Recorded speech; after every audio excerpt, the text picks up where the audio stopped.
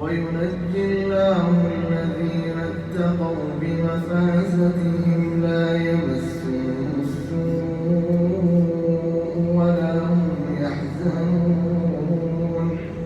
الله خالق كل شيء وهو على كل شيء وكيل. له مقاليد السماوات والأرض والذين كفروا بآيات الله أولئك هم الخاسرون.